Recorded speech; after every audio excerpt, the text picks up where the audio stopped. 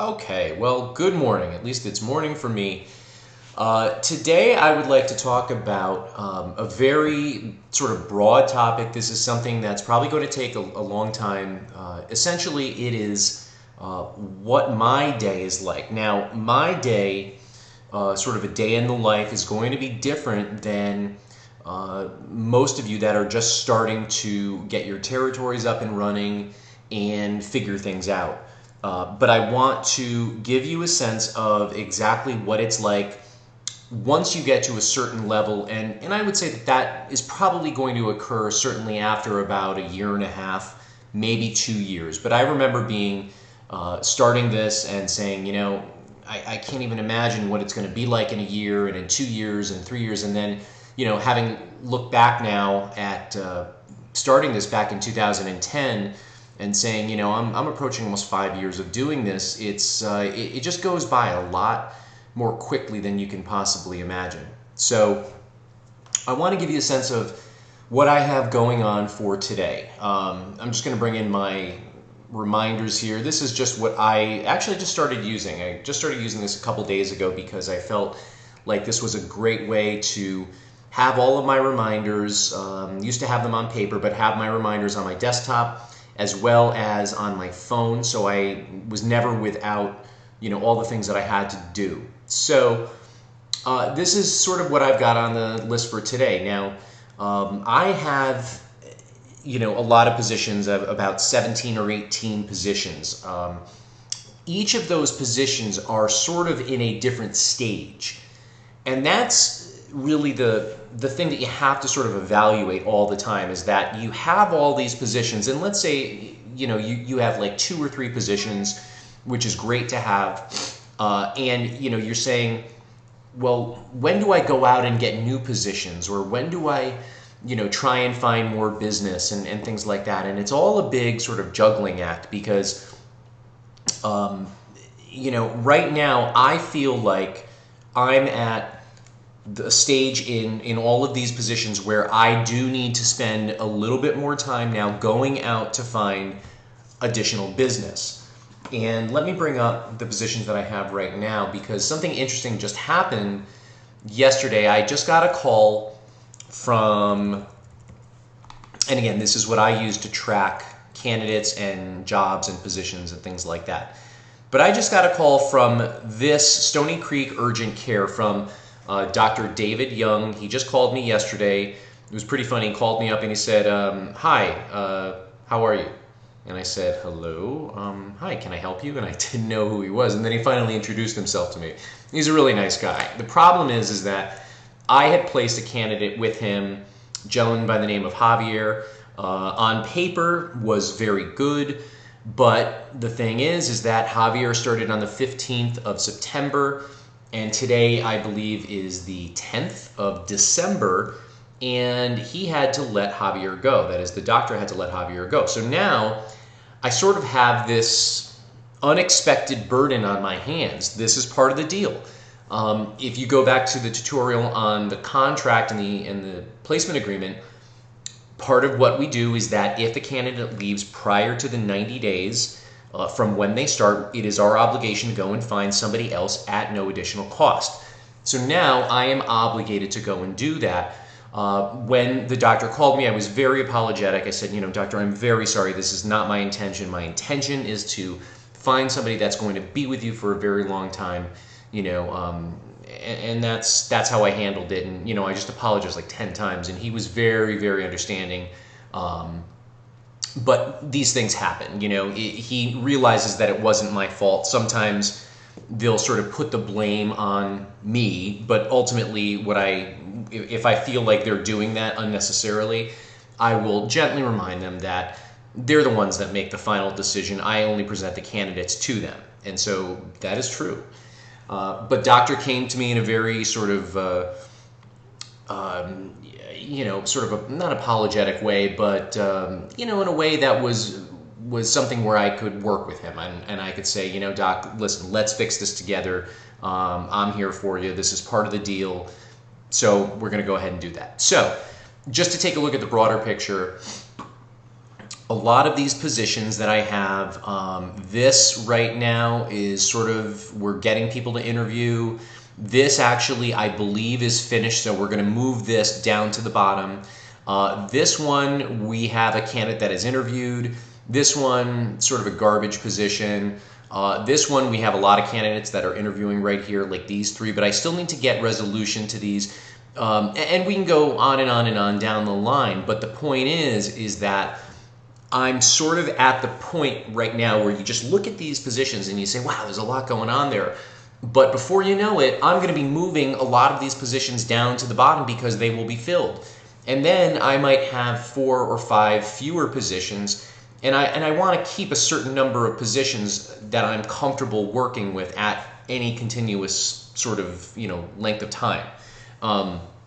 For right now, I am comfortable working having between 15 and 20 positions. And again, that may be very different for you because you're just starting out and just trying to feel your way through. But you have to evaluate where you are, in the process for each position, because not every position is going to work simultaneously together. Not everyone's going to be interviewing at the same time for, each of their respective positions. It's all going to be in a different stage at every time with every position. So I feel like right now I am at the point where I need to go out and get some new business. So I'm going to shift some of my activity today from scheduling, from talking to candidates, from responding to emails and all of that. And I'll still try and do all that, of course, but I'm going to start doing a little bit more in the way of trying to call new businesses or call for new business, call prospective clients, look online for some positions, although that might be an activity that might be better suited to a time that is not during working hours. But I'm going to go and look at my list, make some calls, and that's essentially what I feel like is best in my best interest today. You don't want to find yourself in a position where, let's say that you have 3 or 4 positions that are open, where all of a sudden 3 of those positions have just closed. You filled those positions, or maybe one of them fell through, or what have you. So 2 of them closed, 1 fell through, and now you only have 1 position, and that's sort of like an empty feeling to have. You feel like you're starting from the ground up, and you never want to be in a position where you don't have any positions. You always want to have like 1 or 2 positions available. And again, it depends on where you are in this process of learning how to recruit. But for me, I know that I'm at a position right now where I want to go and find some other business. So I'm going to go and do that. I'm going to go through my emails. I'm going to make sure that I have reached out to everybody that has reached out to me. And that essentially is what I'm going to be doing today. But one other thing that I wanted to sort of touch on is that the reality is that if you get a position, if you sign an agreement with a prospective client, they become a client, that does not guarantee that you're going to get that $4,000 or $6,000 or whatever it might be. It doesn't mean necessarily that you're going to get that business. The way I look at it is that for every 2 positions that I have gotten, I have lost one of them and I have filled another one. So it's almost like a 50% close rate, I would say. Now, that might be, sort of like, wow, like I didn't realize that was the case. But what a great thing to shoot for is to get 1 position a week. Now, that might take some time to get to that, and you might feel very comfortable only having 2 positions in a given month, so 1 every 2 weeks. But if that's the case and that's what you're striving for, and you want to make sure that you have 1 position every month, that is certainly fine. There's nothing wrong with that. If you want to get more positions, you basically have to look at that 50% attrition rate and factor that into the equation, because that is fairly accurate in looking back. Now, I've seen that number go up a little bit more to like 65%, but I would say, just to be on the safe side, you can predict that 1 out of every 2 positions will fill, 1 out of every 2 positions will fail. So that is what I'm going to be doing today. I'm going to be, unfortunately, reaching out to some other candidates like this individual right here, who unfortunately going to have to make her in red because she was not offered a position.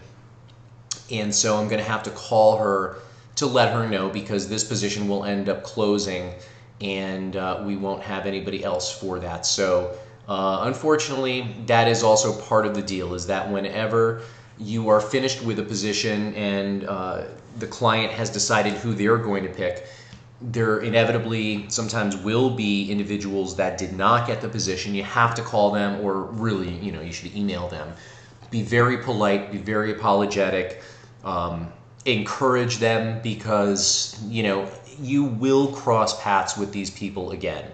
I have talked to people yesterday that I talked to 4 years ago, 3 years ago. It just happens, and so you never want to burn any bridges. You always want to make people feel like they're respected, like they're good. It's just good karma just to be able to do that. And so that is unfortunately part of the job. One other thing that I am going to do while it's on my mind here is that I have to send out an invoice. Yay! So I get to send out an invoice to 2 different practices. So I will expect to get, I believe it's $12,000 in January, which is great.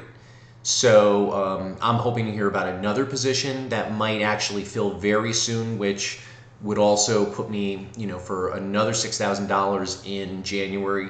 Again, this has taken a lot of time to get to this point, so it's a lot of money. It sounds like a lot of money, but there might be, the next month might be only $6,000, or it might be nothing, But you always want to try and do whatever you can to have that income stream come through.